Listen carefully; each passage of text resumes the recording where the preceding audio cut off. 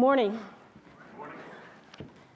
This story I'm going to share with you today is about McColl Center for Visual Art and how we are taking a brand new approach in addressing and doing community-based problem solving.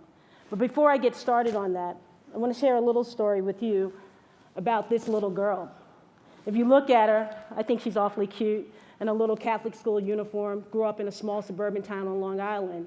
And what this picture doesn't tell you and doesn't show you is that sometimes this little girl, with all of the great affordances that she had through education and extracurricular activities, sometimes she came home and the lights were not on, maybe there wasn't any hot water, or maybe at night she was awakened to stomp out cockroaches that were running through the kitchen, or to the sound of Mr. Walter, who lived downstairs, who routinely beat his wife. Unfortunately, this is my story, and we're talking about how we make the invisible visible, because looking at that picture, you might not know that about me, and you may not be able to infer that. But that is a reality, not only in my upbringing, but in upbringing of children across the world. So I'm going to tell you about this story, and we're going to talk about how McColl Center for Visual Art is taking an approach that is unique, somewhat different, and one way to look at how we can improve and build community. Let you go. McColl Center for Visual Art is located in Charlotte, North Carolina. We're an urban residency program, and we bring in artists from around the world to come in and engage in social practice. The Environmental Artist in Residence program is a unique program because we do site-specific, community-based installations.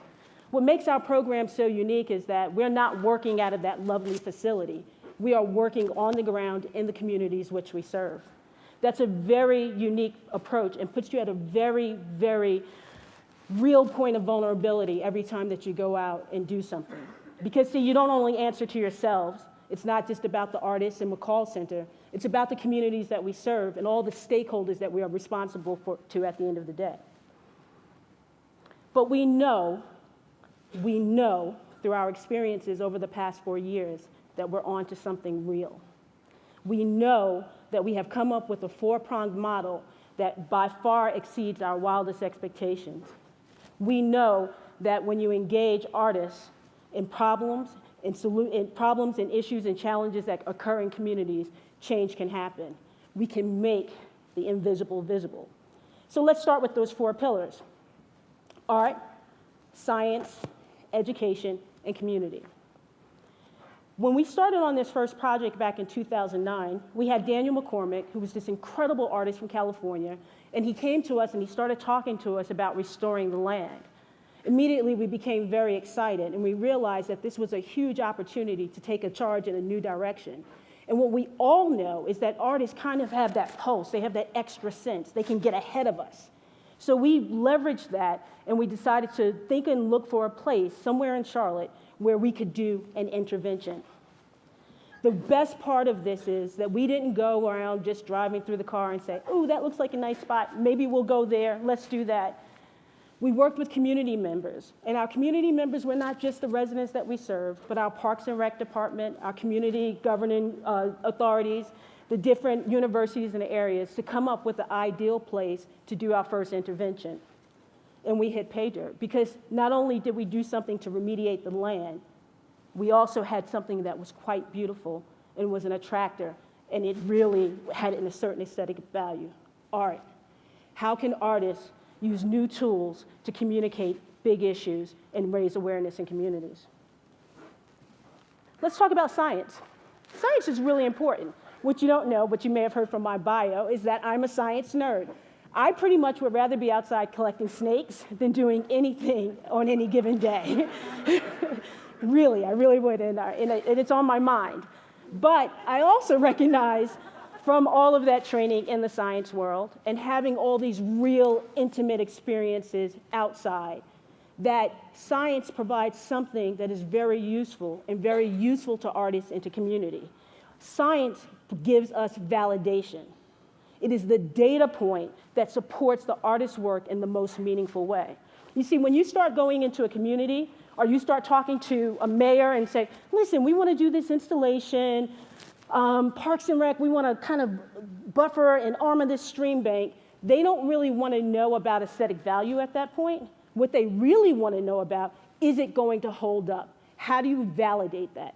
And we have to use sound science techniques to do that to support our artists. So with every project, we don't go at it alone. We don't hang the artist out to dry and say, you have to be an engineer, a geofluvial morphologist, you have to be a naturalist. We convene a team of experts, technicians, leaders, to help inform the decisions that they make and to work with the community to have the most successful intervention. What does it look like when arts organizations partner with artists, community, and now experts in the field to deliver a brand new, unique product? In addition to that, art, science, we have education. Education is really important to me as an individual, and I'm proud to say it is really important to our center as an organization. See, we're about cultivating lifelong learners, and this is not something that just happens by coincidence. You have to put a lot of effort to make sure that you're serving those communities in the way that they expect to be served. We talk about the achievement gap. We talk about poor attitudes in science and math and technology.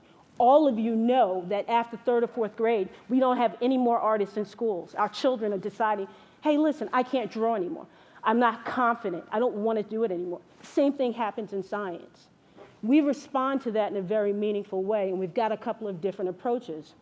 Yes, we go out to the schools, and we try to develop curriculum, but we also work with the teachers in place. How important is it for you to learn about what's happening, the environmental problems in your backyard, if you're learning about it in a textbook? How much more meaningful is it when you learn about it in place? Think about that. That's one way. Second way, we work with teachers. Teachers constantly need a refresher on context and content.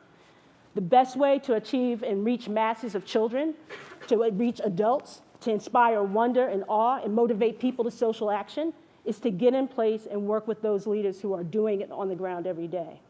And then the last thing that we do is a rather unique model, but that's a really important model, is that since we're so interested and so invested in creating culturally responsive relationships, retaining the identity of the communities that we serve, and really bubbling up and capturing that uniqueness, that vitality, that vibrancy that exists in every community across the world, we work hard to create mentoring relationships so that it's not just us coming in and then us leaving, or an artist coming in and the artist leaving, but that we're mentoring in very near peer relationships so that we can raise the next set of artists, the next set of environmental stewards.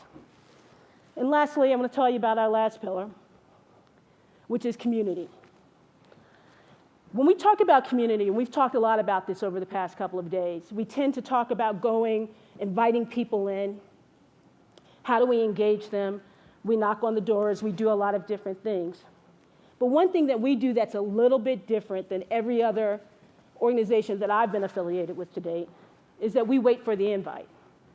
It's a really dicey situation when you're waiting for your business to come.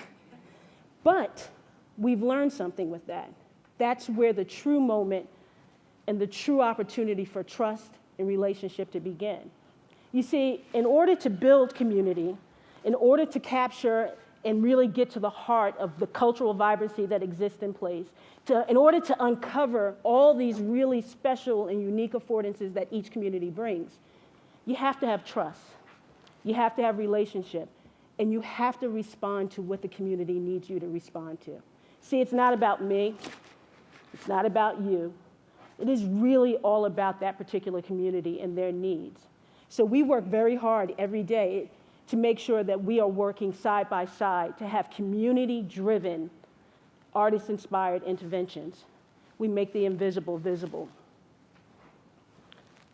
So, I did that again. So what I leave you with, and I want to tell you a little bit more about, is that if you have a balanced model, it may not be art, science, community, and education for you. But if you have a balanced model where you go in from a point of service, where you go in looking for the things that are not readily apparent, when you go in a little bit stronger, a little bit more confident, and you trust those around you, and you value the community that you serve as the cultural asset that they are, you will see change time and time again. Success will follow you in all of your days. I leave you with this. This is me. I'm okay. I'm visible. I am happy. I have been afforded all the great opportunities of love, life, and service, and I couldn't be more proud to work for McColl Center for Visual Art and working in community-based programs, working alongside artists. And if you don't think the call to action is to do it is, you think it's tomorrow, you think we can wait another day, you think you can wait for a funder to tell you, you think you can wait for a policy to inform it, will be a day too late. But it does start with each of you in this room and each member of our global community. Thank you.